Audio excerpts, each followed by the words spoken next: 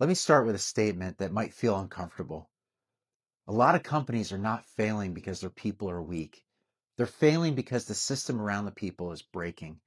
And when the system breaks, when mentorship disappears, when trust collapses, when incentives get chaotic, good people don't suddenly become bad.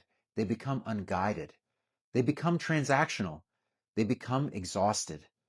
And that's what I want to talk about today, because this is the most important leadership video I've ever made. Not about motivation. It's not about hustle. It's about cause and effect. What's really happening to the workforce? Why leadership is struggling to keep up, and what we can do practically to rebuild trust, alignment, and performance. By the end of this, you're going to have a playbook you can use in your professional life, and you're going to understand why I say the workforce has changed. Leadership must change with it. If you're a CEO, a business owner, an operator, executive leader, or working your way up to become one, and you feel like your team is harder to align than it used to be, retention feels unpredictable, people are stressed, productivity is uneven, and trust is fragile, this video is for you. And if you're an employee and you feel like you're doing more with less, expectations are high, but guidance is low, and you're basically self-managing, this video is for you too. Because what's happening isn't just people's problems. It's structural problems. It's incentive problems. It's leadership layer problems. So here's my promise. I'm going to walk you through three subjects that look unrelated on the surface, but are actually the same story. And I'm going to show you why all of it is a preview of where our world is headed and how leaders really need to respond. So here's the order we're going to run today. Minnesota, a real-time example of how quickly trust fractures and how systems react when confidence collapses. NIL and the transfer portal, a live case study of unregulated talent marketplace. The workforce reset, a flattened organizations, fewer managers, and what that does to execution and culture. A personal story about mentorship, what leadership really looks like, and what we lose when it disappears. And lastly, a practical playbook, how you can rebuild clarity, trust, and performance. Trust is the operating system. When trust cracks, everything changes. I want to start with the Minnesota daycare news for a reason, not to make a political argument, not because childcare is my industry. I want to start here because Minnesota became a clear example of something bigger happening across society. Trust is thinner. People are quicker to question institutions. And when confidence drops, systems become reactive. In any system, government, education, sports, business, when people believe the system is fair and accountable, the system moves. When people believe the system is compromised, fraud, waste, weak oversight, conflicting signals, it doesn't just slow down, it changes how people behave. Suddenly, you don't have an operating system of trust. You have an operating system of suspicion. Most of you have seen this already. A YouTuber named Nick Shirley releasing on-the-ground footage of him visiting Somalia-owned Minnesota daycare centers, appearing empty while still receiving public funds. I'm going to be disciplined with my language here. The full truth is still unfolding. Some claims are allegations. Some findings come from audits and investigations. And the public narrative moved at the speed of social media. But what's undeniable is the impact. That clip became the most viral investigative video of last year, reaching well over 100 million views across platforms. Some outlets cited a million YouTube views early, tens of millions on X, 80 million, 100 million, and ultimately 130 million total impressions. It didn't just go viral organically. It was amplified by major political figures. It tapped into a broader national conversation about fraud and public trust.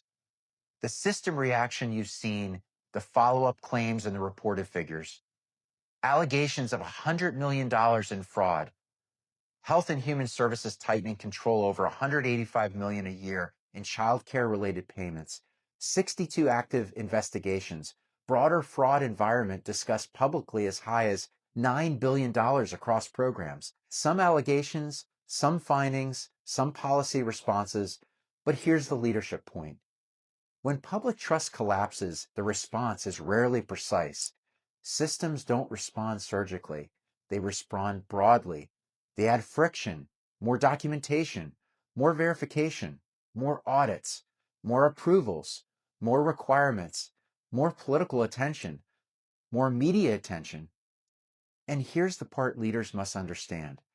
When a system overcorrects, the first people impacted aren't the ones who caused the issue. It's families, it's legitimate providers, it's honest participants now operating under heavier constraints because the system lost the benefit of the doubt. This is the same pattern happening across companies. When employees stop trusting leadership is consistent, clear, and fair, they start protecting themselves. They stop raising flags early within the company. They stop telling the truth in meetings. They stop collaborating across teams. They start managing perception. And once people start managing perception, leadership loses the real signal. Problems don't show up early. They show up late. And late problems are expensive. Then leadership reacts the same way public systems react. They overcorrect. They add process. They add approvals. They tighten control. They flood the organization with compliance pressure. And who feels it most? The good people, the best people, the people who were already doing the right thing. This is the moment we're in as a society. Trust is thinner, so leadership must become clearer, not louder, clearer. Clarity restores confidence. Now, you might hear that and think, that's the government, that's not my world. But if you think that doesn't spill into business, teams, and leadership, you're wrong. Because trust is a currency. And when currency gets devalued, everything costs more. Now look at NIL, name, image, and likeness. College athletes and high school athletes are signing deals at a pace that would have been unthinkable just a few years ago. Brand partnerships, sponsorship money, social media monetization. In theory, it's empowerment, but in practice, it's a perfect storm. Massive incentives, public pressure, constant negotiation, limited life experience in contract decisions, and a culture that rewards speed over stability. And what happens in environments like that? Confusion, fallout, disappointment, resentment. Deals get misunderstood. Expectations explode. People feel misled. Programs feel leveraged. Brands feel exposed. Here's the hard truth. NIL didn't just create opportunity, it accelerated a market of promises before the culture had the maturity to manage it. And in a low trust environment, when incentives are high, people start thinking like this: how do I make sure I don't get played? What can I lock in right now? How do I protect my downside? That mindset spreads. And the moment that becomes the dominant mindset, trust collapses again. Now let's bring this into the workforce. Right now, employees are being told three things at the same time. We care about culture and people. We're cutting costs and flattening org charts. AI is changing everything: roles, expectations, performance. So the average employee is looking around thinking, what's true? What's safe? What's the standard now? What does winning even look like? Because the workforce isn't just changing, it's fragmenting. Hybrid work, contractors and fractional talent, more offshoring and outsourcing, AI augmented roles, middle management getting thinner, pressure rising with fewer resources. And in that environment, ambiguity is not neutral. Here's the hard truth: ambiguity is a tax. It costs you momentum, retention, execution quality, accountability, culture. And when trust is already fragile, ambiguity isn't just inconvenient, it becomes dangerous.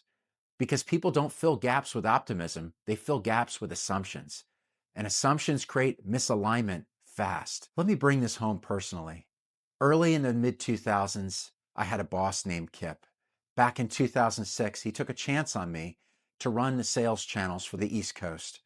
Kip was a remarkable leader. He was a mentor, he was a visionary, and he had something that was exceedingly rare.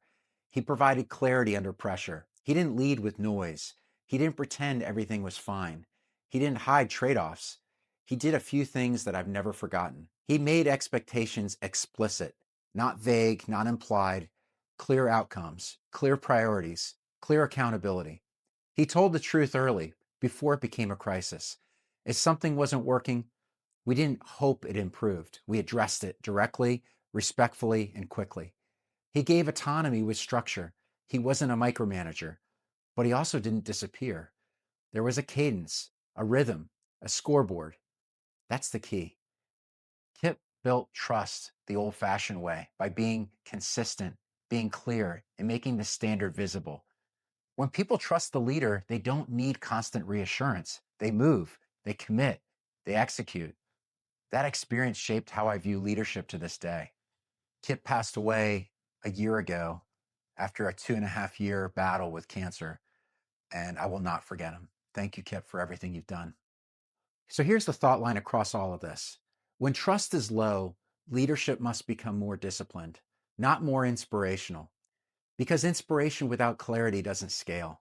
It creates temporary emotion, but not sustained execution. If you're leading a team right now, ask yourself, do my people know what good looks like this week? Do they know the priorities, ranked, not listed?